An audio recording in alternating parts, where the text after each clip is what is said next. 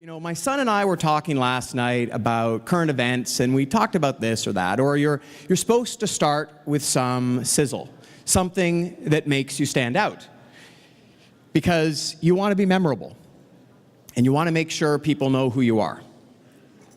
And I've done that throughout my career, and I recommend it. I recommend that you stand out and do something that makes yourself memorable. But the reason I didn't do that today is because I have three really important things to talk about that are much more important than the opening of a speech. And I feel very strongly about these three things, and I hope you take away today these 3 points about how to stand out when you're applying or when you're interviewing for the school of your choice. So the first thing is you really need to know yourself.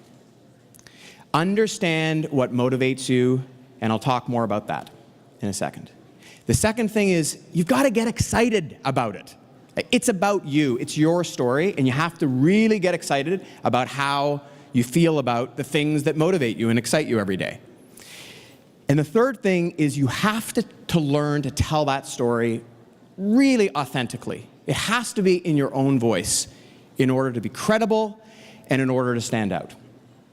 So for the next 6 minutes or so, I'm going to talk about each one of those, and I'm going to talk about my experiences both as I have applied to schools in the US, as well as some of the students that I've interviewed over the years. So, you know, why am I up here today? I'm talking about these three things. Well, there's a few reasons. First, I, many years ago, spent some time working on my applications to US colleges and universities. Applied to 6 different schools and was successful in getting into all 6. Now, I wish at the time that they were more towards the athletic scholarship side, but they were more on the academic scholarship side. And I feel that way because I love tennis. I'm super passionate about the sport. And so when they called me up and they said, well, look, you know, we're going to give you maybe an academic scholarship, but the athletic side, well, we're not so sure. I actually took great offense because I really wanted to go for an athletic scholarship. Unfortunately, my passion for tennis doesn't equal my talent. My talent is just not as strong as my passion. So the first thing is I've applied to schools in the US for undergrad. I've also applied and was successful in attending the Harvard Business School, which was a fabulous program. And I labored over the application process, which I'll talk to you about in a second, and some of the learnings in those 3 key points. And the third thing is, over the last 10 years, I've been an interviewer for Harvard College and Harvard Business School as an alumni. So I get a chance to interview students from the Greater Toronto area every year. And so here are some lessons that I've learned. So the first thing is, know yourself and know your story. Okay? It's really important to do that. And I know that it's hard because we're constantly evolving. And so, you know, I think to the Oscar speech that Matthew McConaughey gave, where he talked about his hero was going to be him in 10 years. And what he was getting at, to short circuit the story, is that he was basically saying, my hero is really the person that I want to be one day. And I aspire to be better every year and every decade. And so I do understand that in your teenage years, you don't fully know who you are. But if I look back to some of the things that were really important to me, they're still important to me today. You know, I love tennis. I love helping people, and we'll talk more about that. I love business. I've loved business since the age of 6, and I've been, you know, passionate about the process of business. And so those are things that haven't changed over the last 20, 25 years, 30 years, I guess. So maybe 40. So the point is that you should really spend time asking yourself what's important to you. And I encourage that. Quick tip: there's this tool called the 5 Whys that helps you dig deep at understanding what's important. So when I was thinking of applying to business schools, I really wanted to go to a program that focused in on leadership. So every business school has a certain focus, and the Harvard Business School educates leaders who are going to make a difference in this world. And so that was the school for me. And the reason why it's important, if I ask the 5 Whys, why is leadership important? Well, I really like to see things change and transform. Okay, well, the next part of the second why is, well, why do you like to see things change and transform?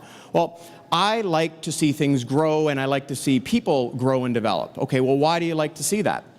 Well, I just feel really passionate about seeing people achieve their goals and objectives and dreams. Well, why is that important to you? Well, eventually you get to the place where you just say, well, I don't know, it just excites me, and it's something that's important to me. But asking 5 whys at all parts of your life and all stages, I think is a really important tool. So ask yourself, what is your story? What are you all about? At all parts of your life, I think it's a really important tool. So first thing is know yourself and know your story. The second thing is get excited about it. It's your story. If you can't get excited about your story, well, either change it or, learn to get passionate about it, because it's about you. This is the time to be pretty selfish and say, this is who I am and this is what I stand for. Now, I remember this interview with a student who is a fabulous golfer. He was a top 10 under 18 golfer in Canada.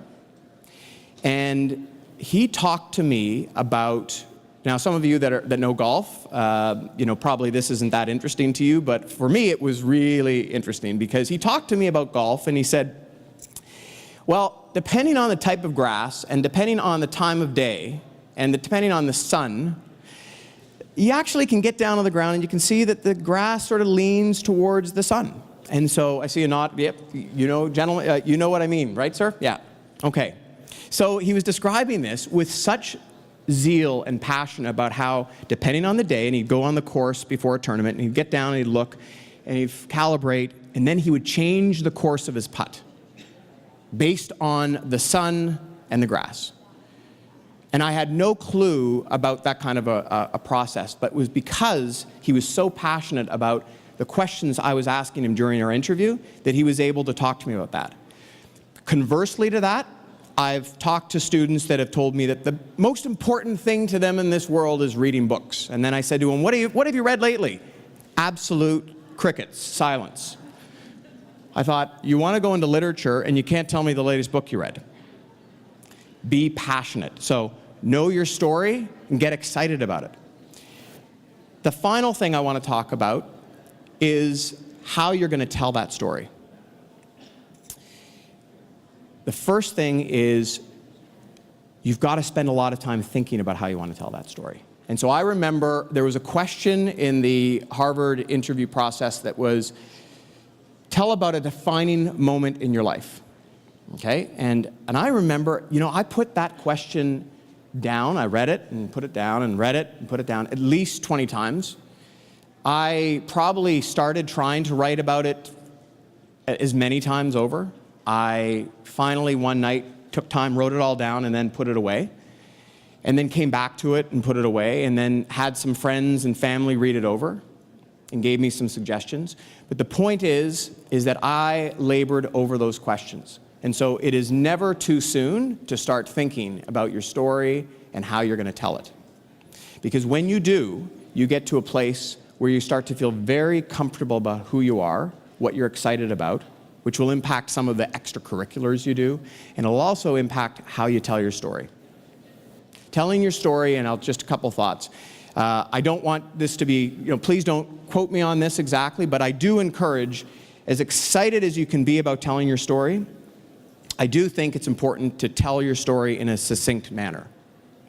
And it's important to really figure out what you're trying to say and tighten the story up. So if your authentic voice is to go from A to B to C to D and take someone on a long journey, I do think maybe you want to curtail your story just a bit. So I don't suggest being so authentic that you tell absolutely everything, but learn your voice and learn how to tell it authentically in a succinct manner that gets to the point.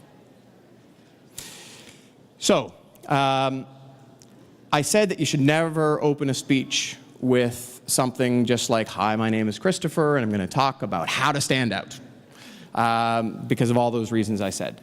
I recommend you do that, but you'll also do the 3 things I mentioned today.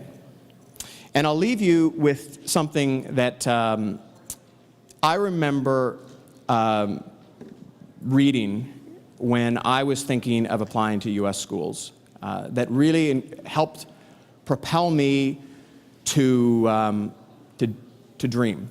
And it's a very simple quote, and I'll leave you with this. It's from Theodore Roosevelt, and it is simply, to dare mighty things.